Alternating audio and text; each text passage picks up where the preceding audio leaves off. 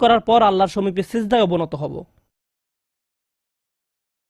কিয়ামতের দিনে দৃশ্যপটে রাসূলুল্লাহ সাল্লাল্লাহু আলাইহি সাল্লাম এমন জায়গায় থাকবেন, এই অবস্থাকে বলা হয় মাকাম মাহমুদা, একটা স্টেশন, অথবা বলতে পারেন এমন একটা স্টেজ যা প্রশংসিত, আর মানবজাতি সেটা প্রত্যক্ষ করবে।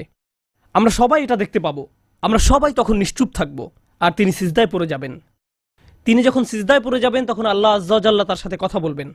এতক্ষণ তিনি আল্লাহর সাথে কথা বলছিলেন, এখন আল্লাহ আজ্জা ওয়া জাল্লা তার সাথে কথা বলবেন। তিনি কি বলবেন? ইয়া মুহাম্মদ ইরফা রাসাকা। তিনি বলবেন, মুহাম্মদ তোমার মাথা উত্তোলন করো। ওয়াকুল, বলো, ইউসমা আলাকা, তোমার কথা শোনা হবে। শুধু যে আল্লাহ তার কথা শুনবেন তা নয়, বরং বিচার দিনে উপস্থিত সবাই তার কথা শুনতে পাবে। ইউসমা আলাক, তারপর আল্লাহ বলেন, ওয়াসাল তুতা, চাও, তোমাকে দেওয়া হবে। তুমি যা চাও দেওয়া হবে। কিয়ামতের দিন আল্লাহর একটি সৃষ্টি